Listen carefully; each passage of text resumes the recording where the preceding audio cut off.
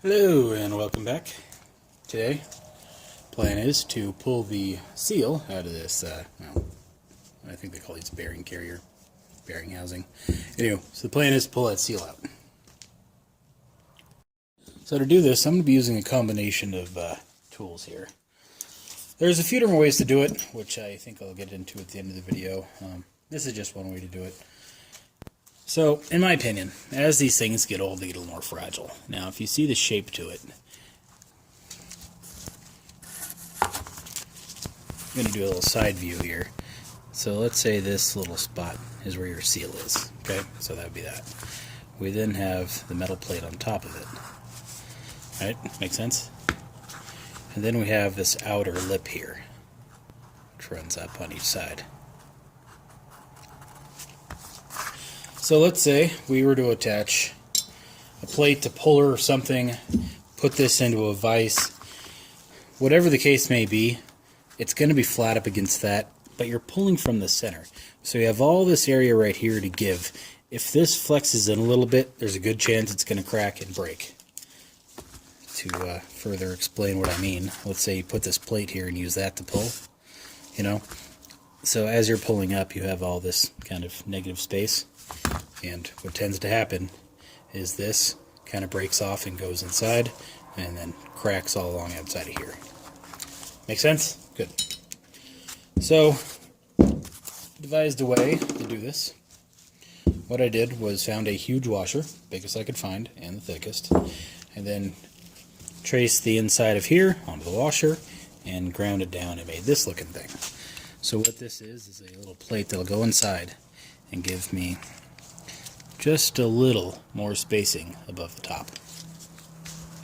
That make sense? So now,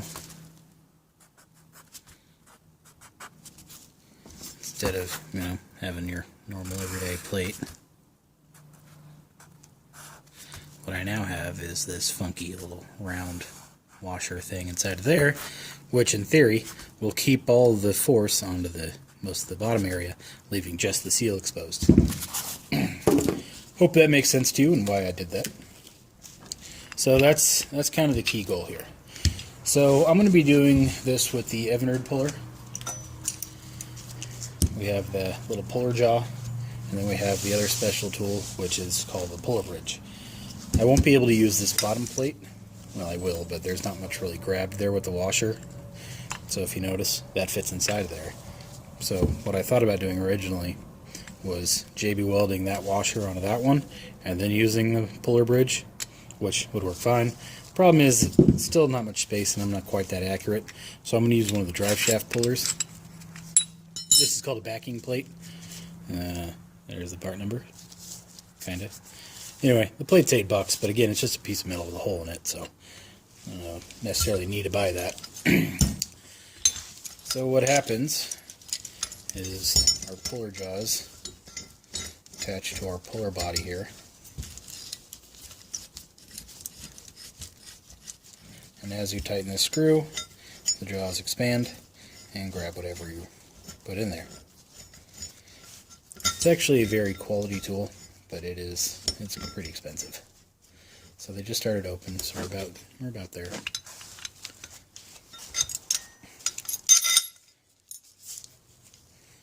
So just kind of put it in like so. I'm going to grab just below the seal and expand it out a little bit. We do kind of got to keep everything aligned. This isn't the best way, I know, but it works. So we have our top nut here, which you can't really see.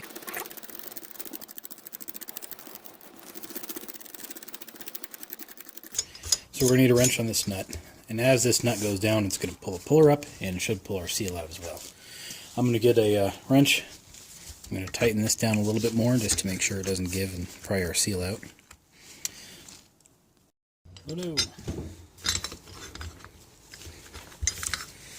So when that happens, it's not that cool because then the bottom bearing kind of comes out too, the bottom washer. So like I said, this isn't the best way to do it, but it certainly works. The setup time is a little challenging. Alright, let's try this again. I'm going to put a wrench onto the puller. I'm going to use the top wrench here to tighten it down and spread those jaws out nice and wide. Which should be right there. Go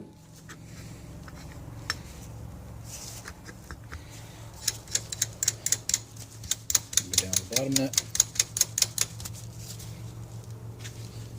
And that's on. So, let's get another wrench and start turning, and we'll see what happens.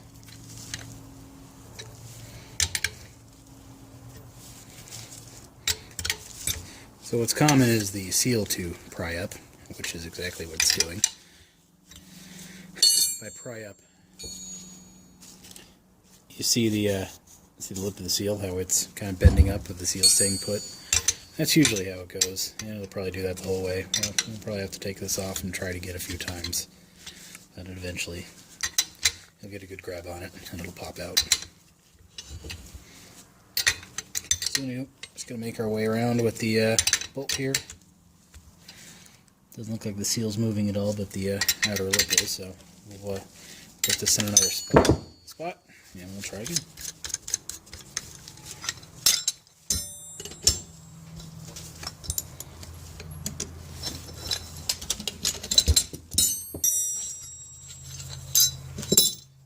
So see what happened? That happens a lot. That's not uncommon. You will do that a few times, honestly.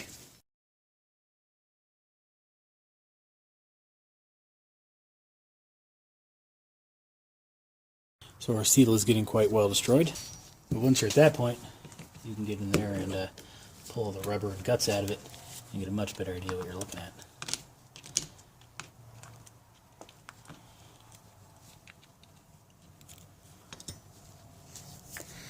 So that bottom part right there, that is ideally where we get our little puller legs.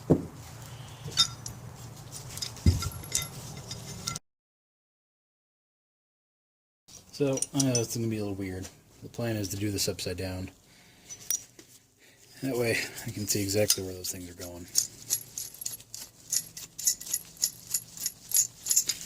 Try to get some camera footage for you, but no guarantees on that one.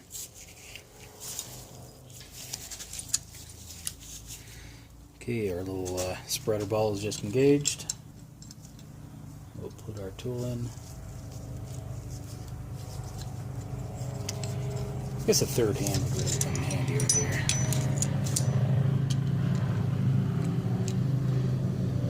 And I can see it from the top. Just gravity helps. You can do it the other way.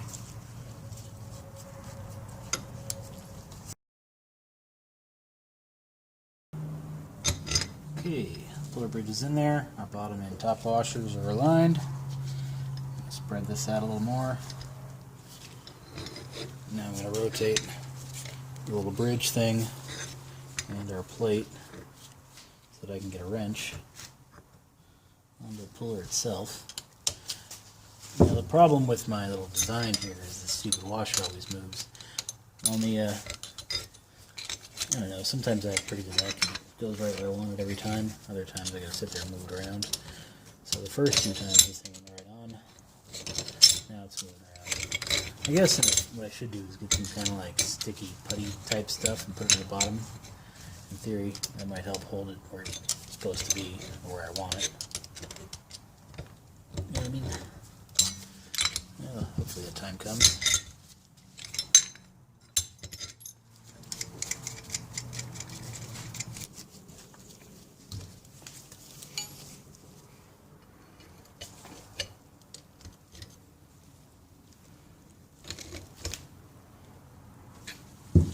That is in there.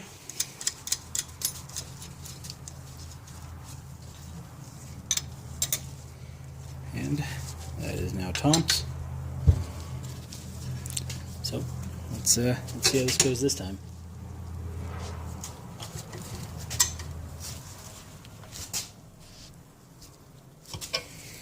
Let me get you a better view so you can see it.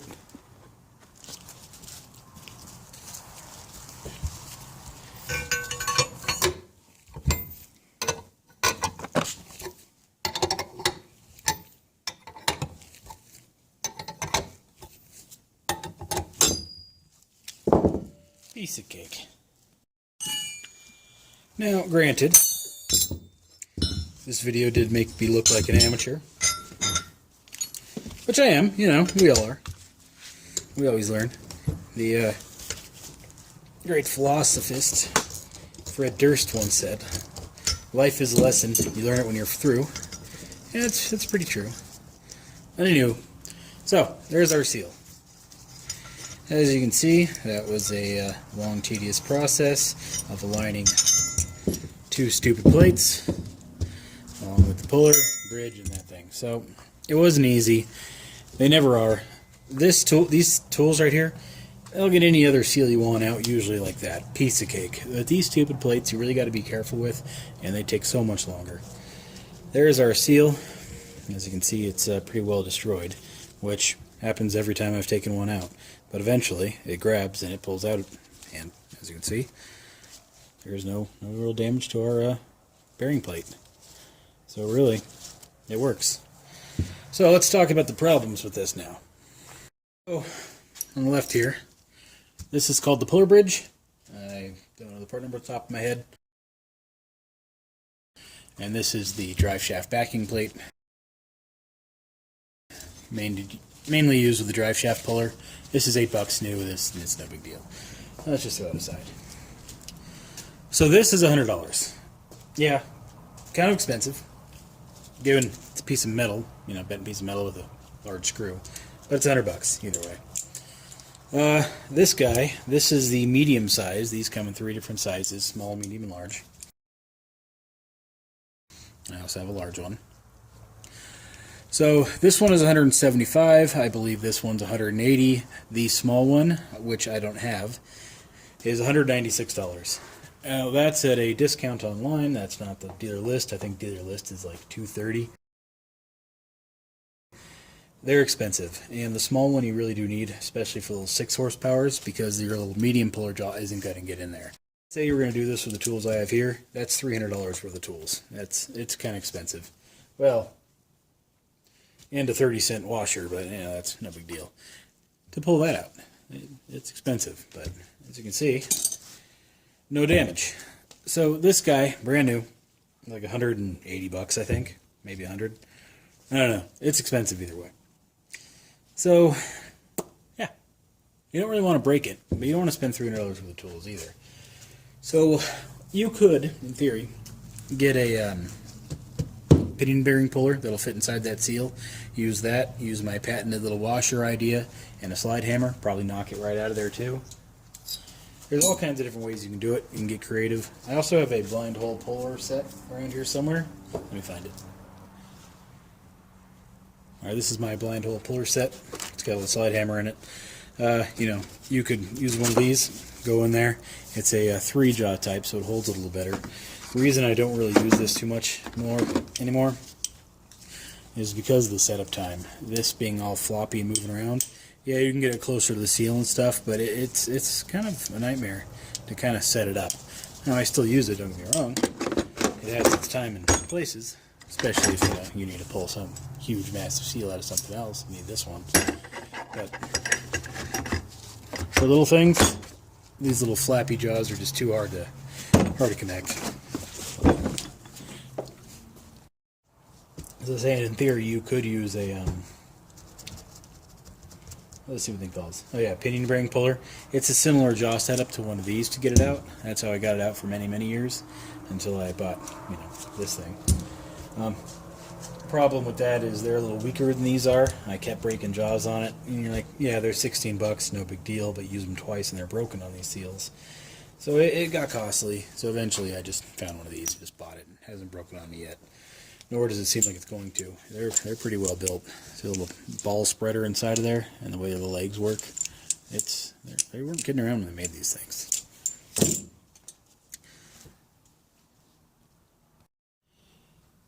So in theory, what you could do too is get the pinion bearing spreader, then go get a steering wheel lock plate tool, which has a similar bent piece of one of these. Get a threaded rod that matches your pinion bearing puller, and use that in the same concept as one of these. So you can get creative and you can figure out a way to do it, but that's kind of my thought process on this. Doesn't really matter how you do it. Just keep in mind, I didn't make this for my, fun of it. I made it because it was needed. It keeps the downward force or upward force or whatever direction force is going in right in front of the seal. It's not putting any pressure on the outside of the plate here, which is where it would break. And that's why that came out without breaking it.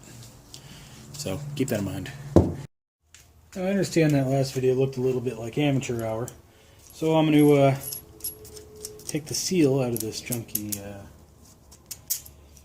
what is this thing? 1985 20 horse? 25 horse? Let's give me a second to get the tool set up here. Should be almost there, and we're there. So put our base plate down, put our left leg up, shake it all about. Anyway. Do it that way to give you the best view I can. Bottom of the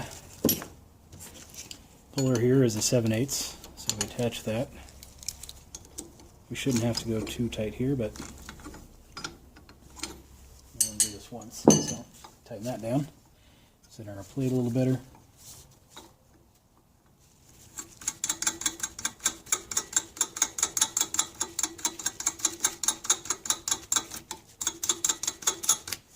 Screw in and get started.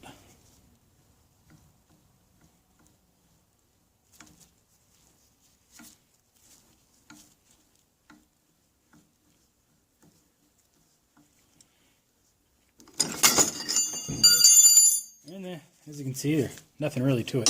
It really is a piece of cake using these tools, but like I said, they're expensive.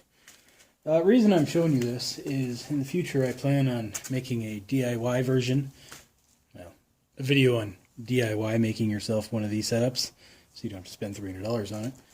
But if you don't mind spending the money and you're going to be working on, well, anything that has the seal in it, I mean, it works great. So, I don't know, keep in mind. Well, that's it for now, so, yeah, stay tuned for a future video.